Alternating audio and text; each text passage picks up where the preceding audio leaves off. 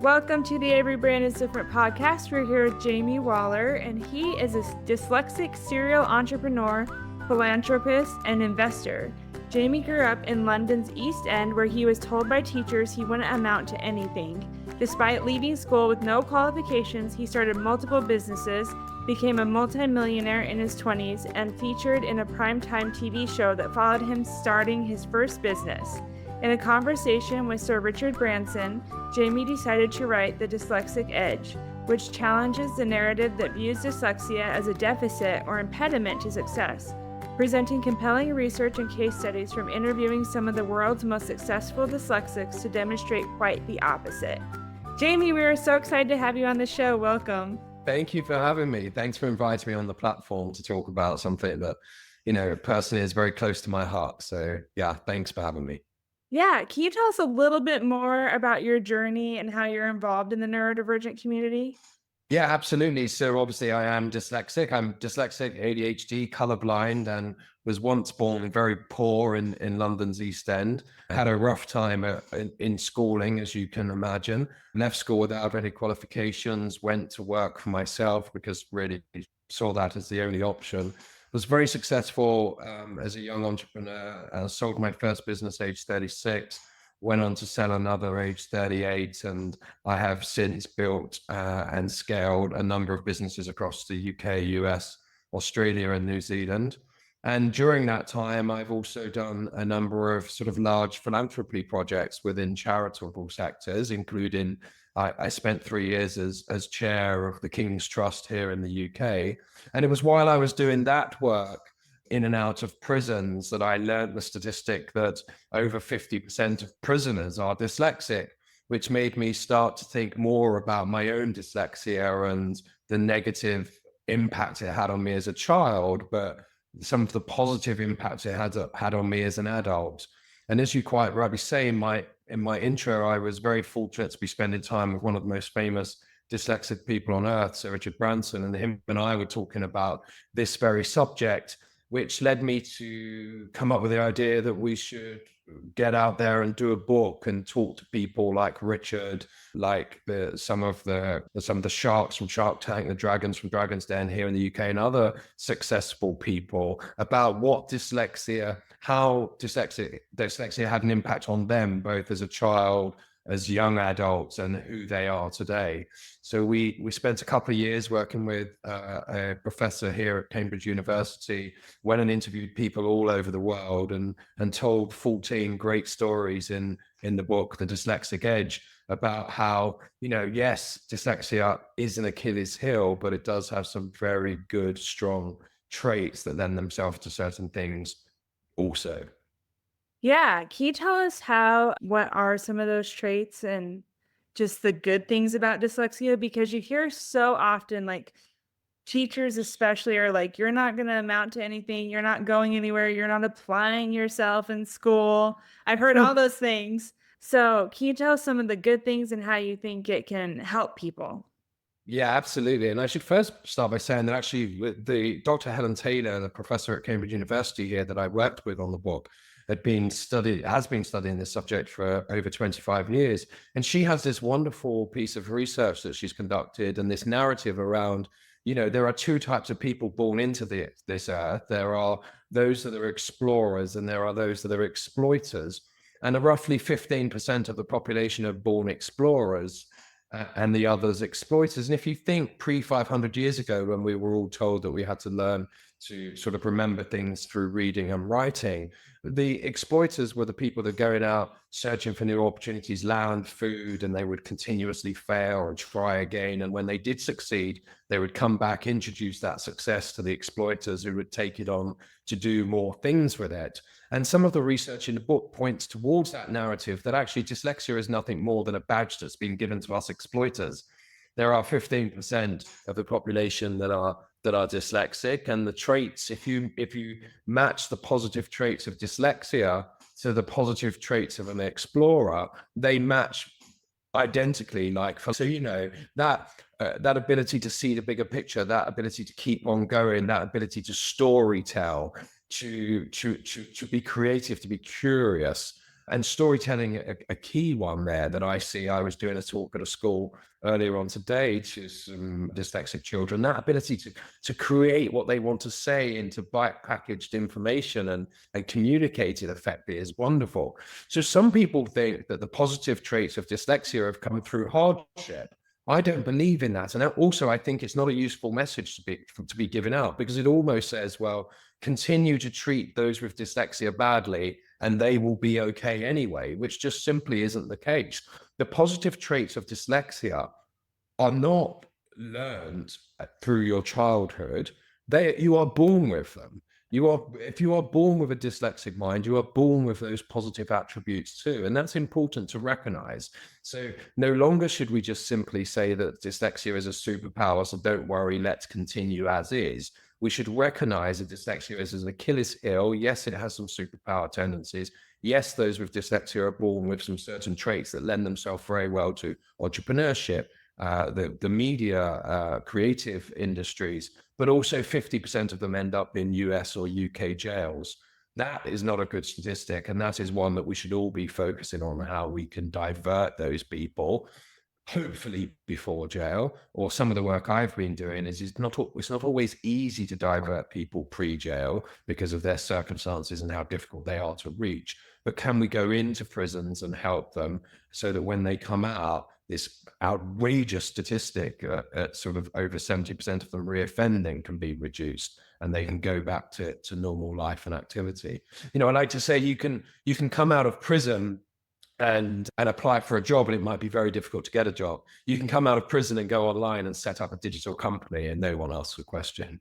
And we need people to be given that information. It's a real good option for people that may have taken the wrong path at the wrong stage in life. Yes. Can you tell us some of the other things that you help prisoners with coming out of prison to help them get their life kind of back on track? Yeah, so I mean, one of the main things that I like to do is go in and talk to them as, somebody that they can relate to. And some of the work I did here for the King's Trust was very much that, to go and stand on stage and say, look, I grew up in a similar environment to you. I was stabbed as a young adult myself at home. We grew up in a poor neighborhood. I was in and out of jail, being arrested from time to time for aggressive behavior, because that's the environment I grew up in. And I was very fortunate that I found self-employment. I found a route to making money, which took me away from that, and others aren't. But I can tell those messages to people and they can relate to me. It's very different. If you've got, so Richard Branson to go on a stage in prison, it just might not have the same effect as it does when somebody like me goes there and says, I went from having not a couple of dollars in my bank account to having over $100 million in my bank account because I focused my energy and my skill set in this direction. And by the way, that energy and skill set is the same energy and skill set that most of you in this jailhouse have. You've just directed it in the wrong place. If you think of an entrepreneur and a bank robber, there's a lot of similar traits amongst those two. Yes, for sure.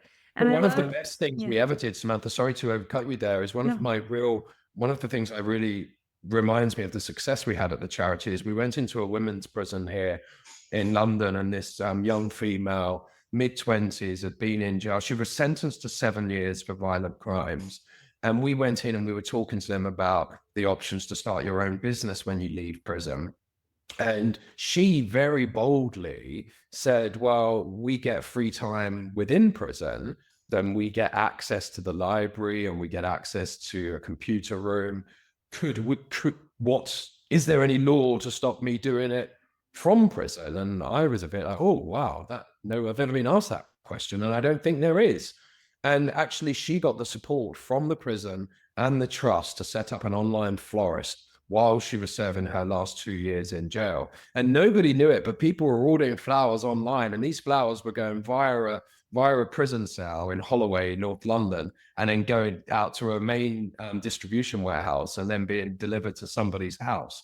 I saw that female a couple of years after she left prison, and she was now recruiting a few people at her own florist and was absolutely striving. And so, I mean, you can't do that for for them all, but just doing it for one, to be able to change one person's life in that direction is very, very powerful.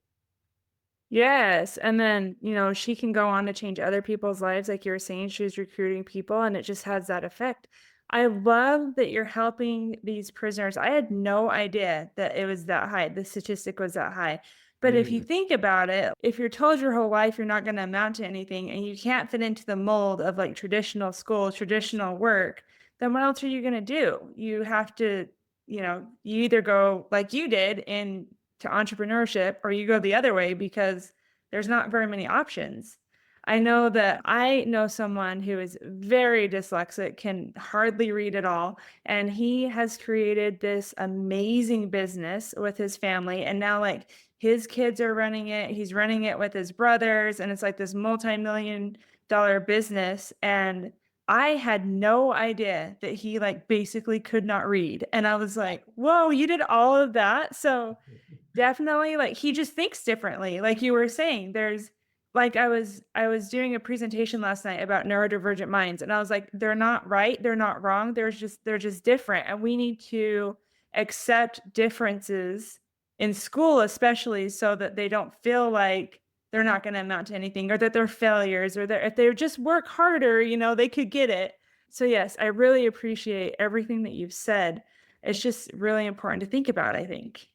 It really is, and you said something there. Actually, I was at a school this morning who I was blown away by this teacher at the school who said, "I would like you to do this talk in the school, but I don't want to focus on the research. I don't necessarily want to focus on all of the benefits or the negatives. What I want to focus on is if we identify with those that are dyslexic thinkers, that they may add value in the classroom environment to people that are not." And I just thought, oh, that's so lovely, because I do a lot of talks about, we have all known for many years, for 20, 30 years, that diversity in leaderships delivers better outcomes, right? If you have a mixture of male, female, gay, straight, Asian, non-Asian, Hispanic, bringing different communities together to make collective decisions normally delivers better outcomes.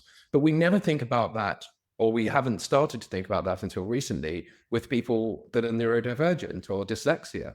And I would like to see every board of every FTSE or S&P 500 company think about actively going out to recruit dyslexic thinkers to make part of their senior management teams, because it will help in some of the projects they're working in, some of the ways they come to conclusions for certain problem solving.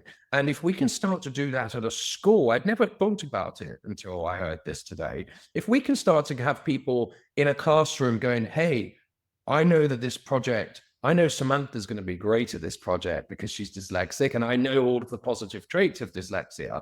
And I know that this project needs me to think slightly outside the box, or it needs more creativeness, or it needs more problem solving. And I want children to be actively going, hey, Samantha, can you work in my group for this?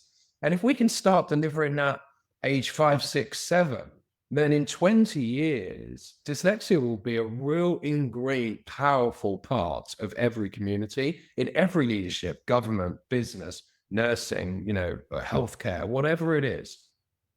Yes, if you start them young, Yes. then as they grow, it will just be normal to them instead of being like, "Oh, well, that's not what we normally do." And Mm. like it was said last night, someone said in the presentation, they made a comment and they were like, "Instead of getting stuck in a rut, think outside the box."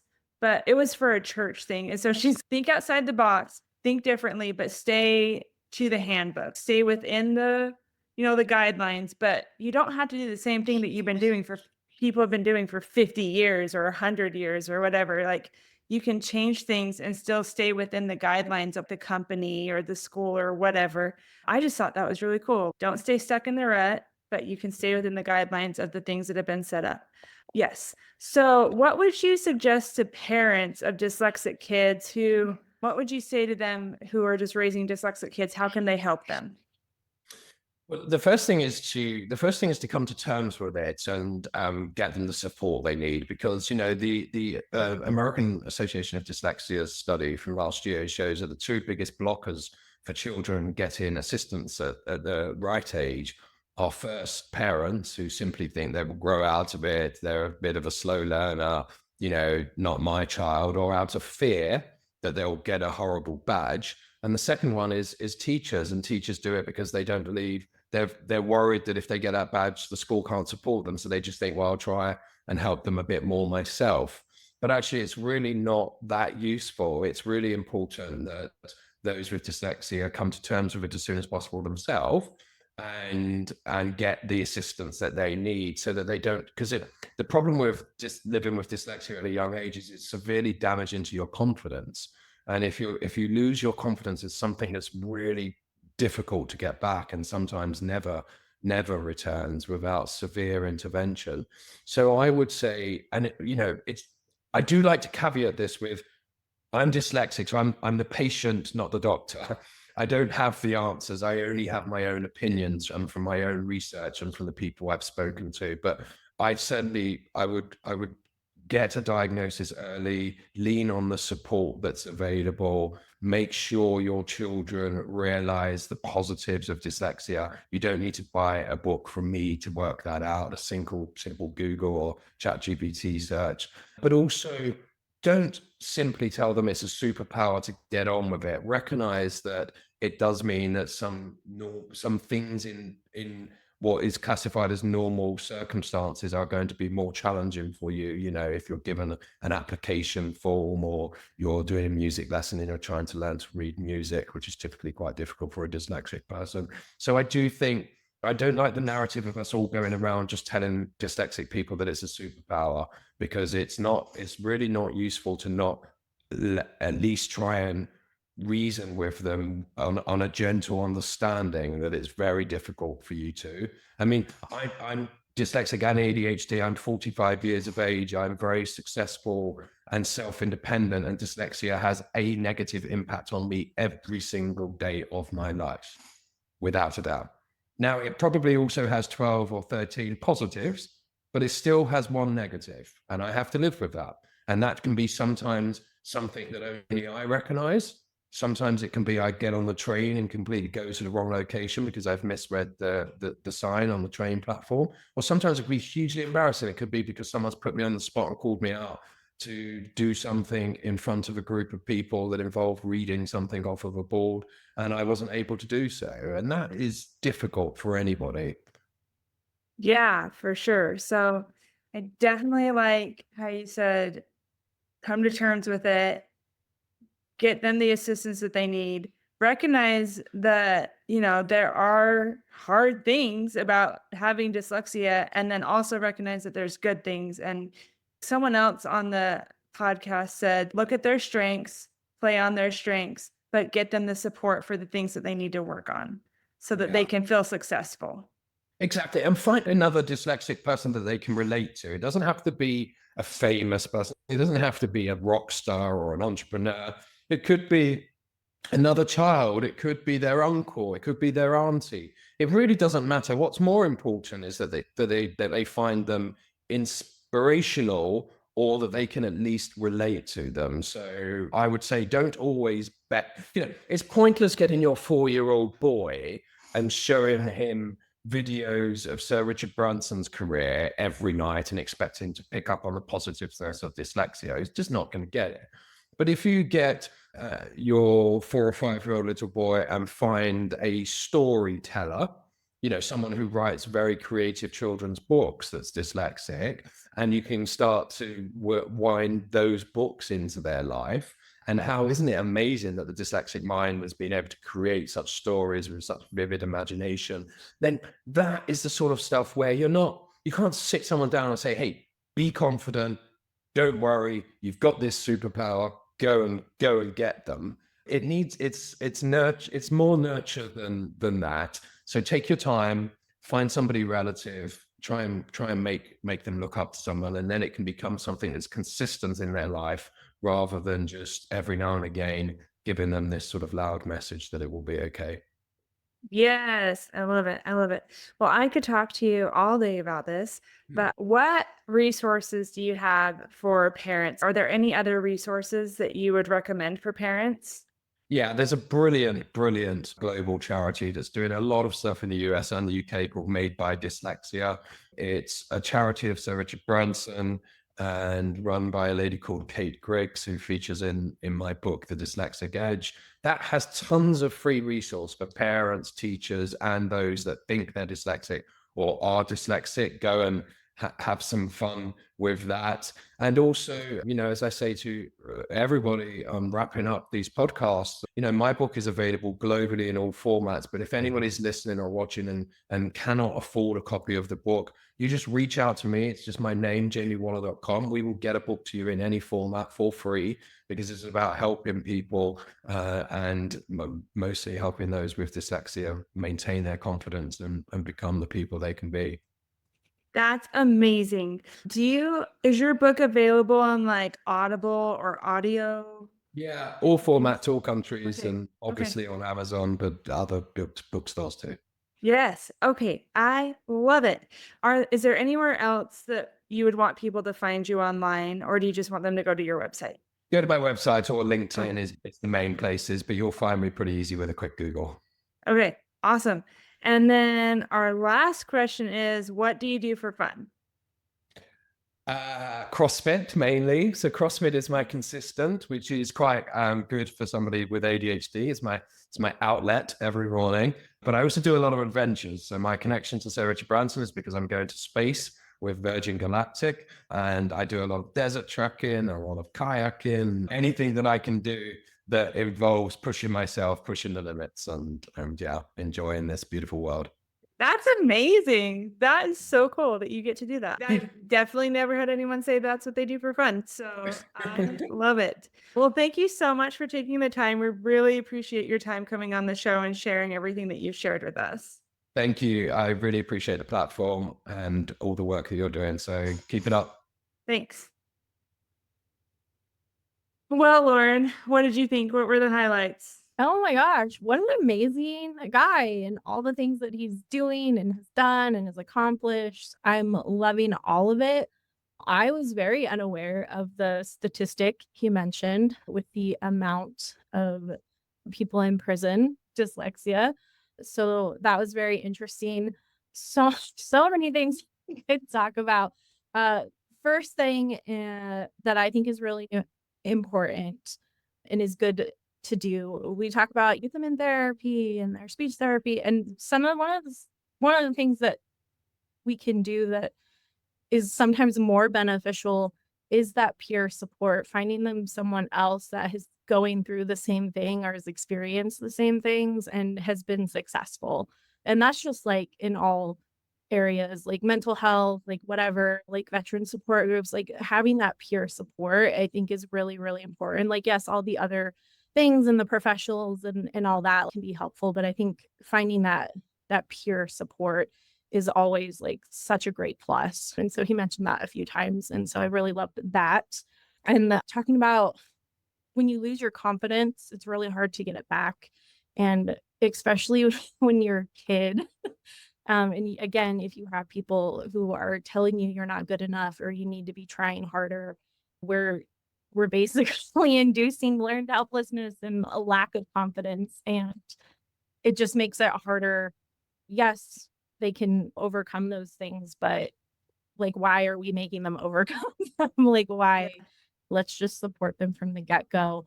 And I really appreciated the acknowledge that you have this, especially for parents. I know talk about sometimes they want to run away from that label or a diagnosis, or oh, they'll grow out of it, or it's not a bad thing. It's okay. And to acknowledge like, yes, these are the hardships that you're going to come across, but also these are all of the benefits. And so I know we've been guilty of a couple of times of saying the superpower, it's your superpower. But so I appreciated kind of taking a step back, and yes, they do, but they still have things that affect them every single day because of it that they overcome. And so I appreciated that reminder of acknowledge, overcome it, deal with it, know that there are hardships. But there's also all these great things that you can do. So I really appreciated that. Yeah, I really liked how he said about the superpower thing, because like on my own website, I have turned neurodivergence into a superpower. And all I mean by that is look at your strengths and know that these are things that other people don't have, while still recognizing that there are things in your life that make your life very difficult.